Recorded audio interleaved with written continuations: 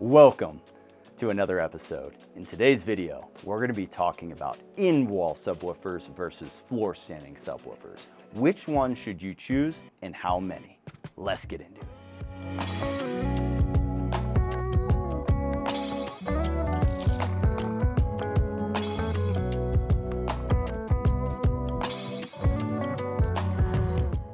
Welcome back, Dreamedia family.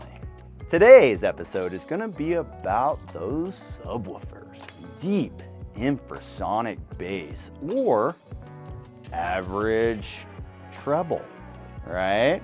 What are you going for? What is your level of expectation when it comes to bass? What have you heard in the past, right? Have you heard an infrasonic subwoofer? The reason I'm asking you these questions, or want you to ask yourself these questions, is because different subwoofers perform at different frequency response ranges. I have a variety of in-wall subwoofers, as well as floor-standing subwoofers, and in-ceiling subwoofers too. In-floor subwoofers, we have a variety of subs to choose from. But generally speaking, if we're comparing entry-level subwoofers, which is going to be probably our biggest request, customers that are trying to build a theater for say $10,000 to $50,000. They ask me, Zach, should I go with the in walls or should I go with floor standing? My first initial response is going to be, if budget is a factor, which almost always is, in-room floor standing subwoofers are going to give you the best bass response for the money, right? In-room subwoofers, especially if you corner load them, giving them the triple boundary effect, are gonna get more in-room extension with less money out of pocket, right? Let's talk about the technologies behind in-wall versus floor standing, and then I'll talk about how we can achieve quality bass, infrasonic bass, as well as punchy mids, treble, through in-wall or in-room. But in-room subs are going to be powered subwoofers versus in-wall subwoofers are going to be passive.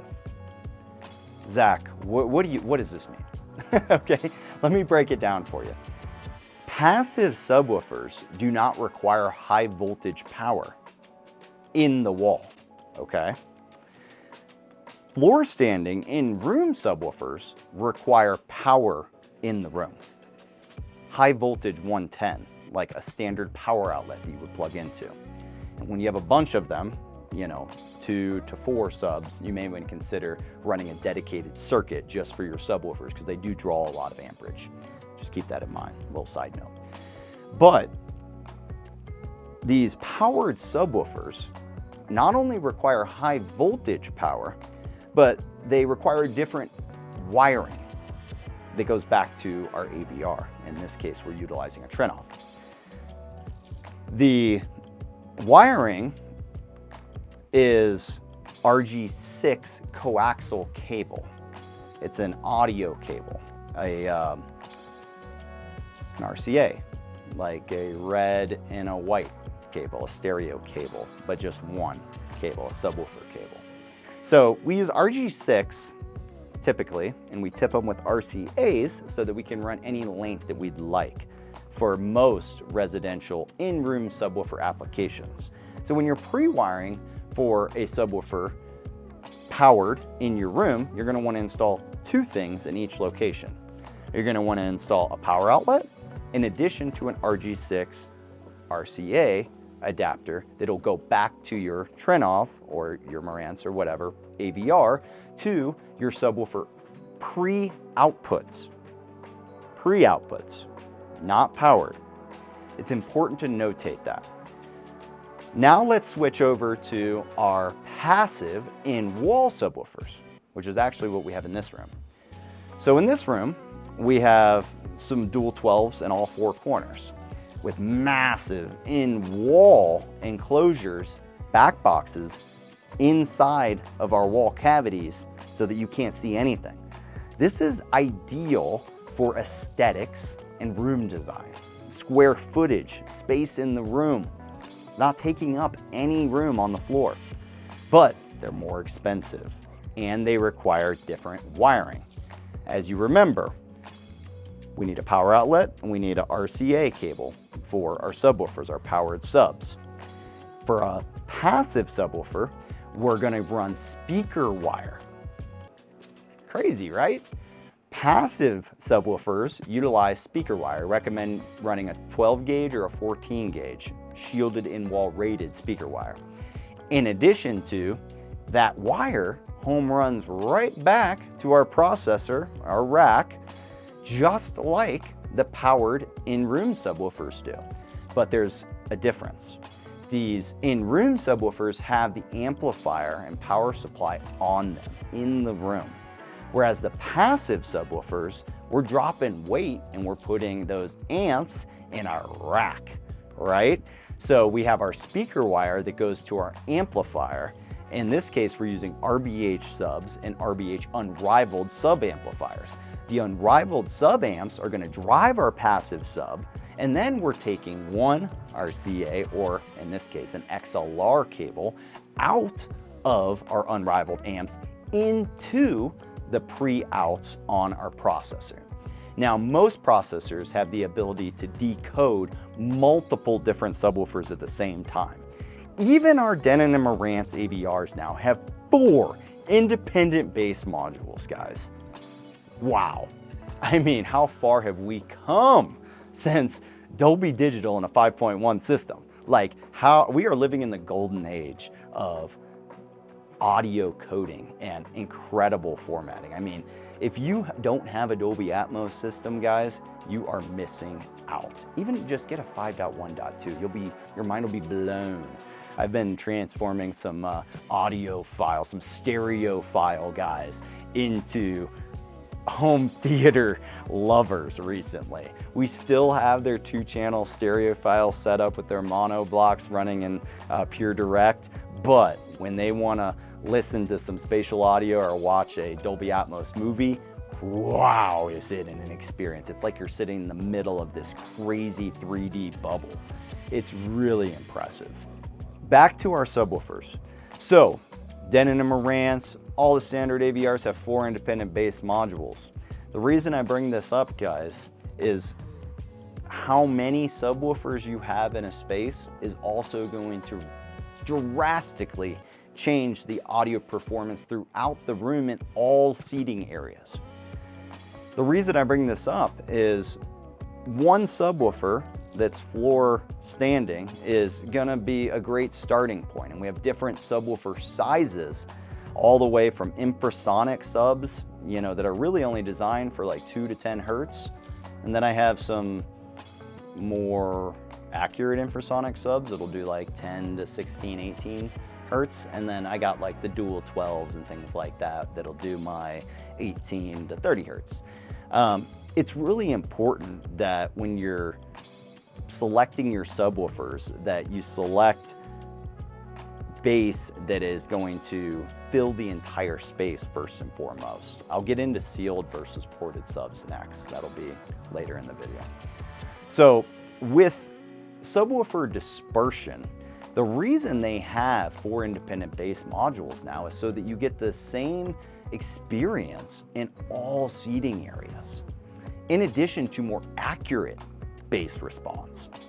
When you just have one subwoofer output, like back in the day you could have an 11.1, and every single subwoofer in the whole room is outputting the same exact sub frequency, the same sub effect from the movie, right?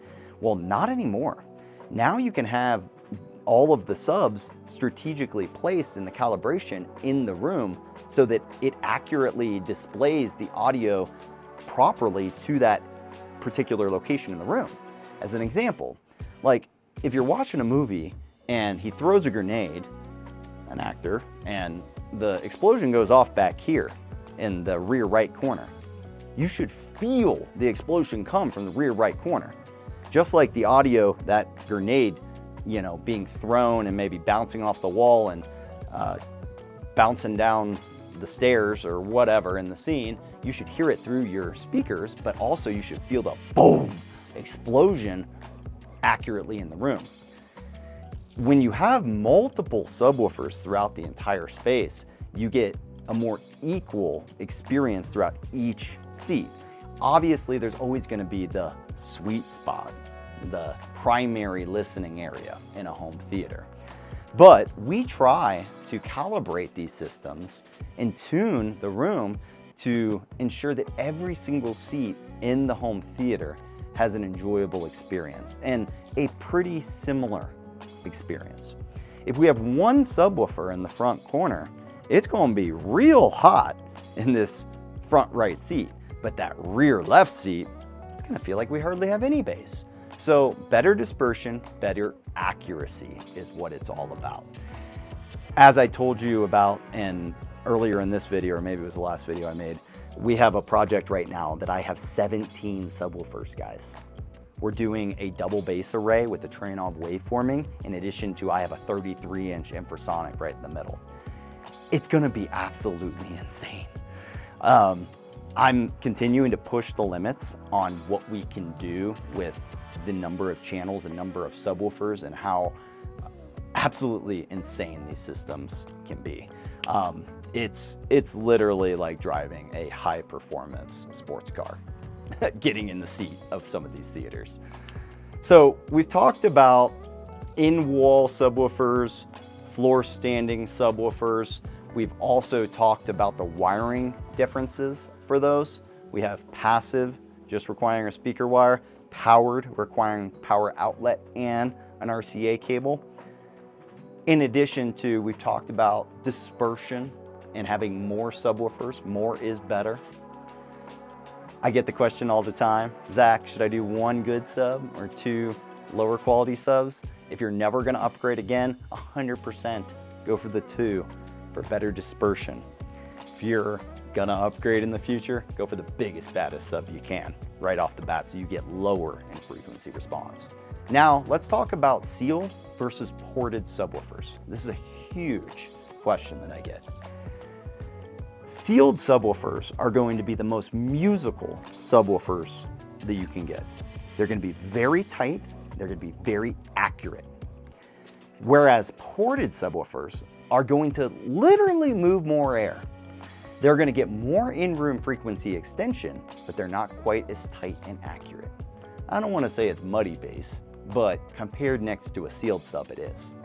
Another little pro tip when you're picking out subs, considering subs, what you can do to make them even tighter and more accurate is add acoustically isolated feet that kind of decouple it, isolation feet, from the floor if you're doing in-room subwoofers, powered subwoofers.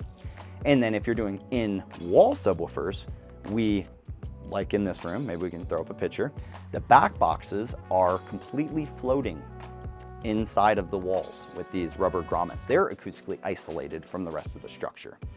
That ensures that we're not getting resonance, reverb, literally shaking of the structure itself. I don't want to hear any rattle in my space, which is why we've sealed up every single air gap in this room and every single outlet, everything. This whole room's pressurized.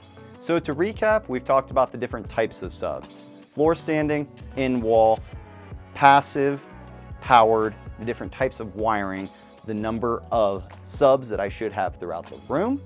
We recommend 4 at minimum these days, 7.4.4 for 2 rows of seatings, 9.4.6 for 3 rows of seating, and so on. In addition to, we talked about sealed versus ported subs and the pro tip on how to acoustically isolate and improve your bass response to make it more accurate and cut back on the reverb and any type of nasty resonance that we would get from the walls. All right, Dreamedia family, that is a wrap on subwoofers, in-wall, floor standing, 2 subs, 4 subs, 17 subs. The number of subs, the type of subs can drastically change depending on your budget, the room, dimensions, the configuration of seating. So guys, we're here to help. Reach out today. schedule a free video consultation. We're here to help with designing your entire room. We have our Dreamedia Plus program, which is high-end system design, really covering everything with serious planning, project management, as well as installation and calibration to completion. I hope that you guys found this video informative and helping you make a buying decision, or at least educating you on what you may want to do in your future dream home theater. If you like this video, be sure to give me a big thumbs up, and don't forget to smash that subscribe button down below for more. Thank you guys so much for your support, and I hope you have a blessed day. We'll catch you on the next one.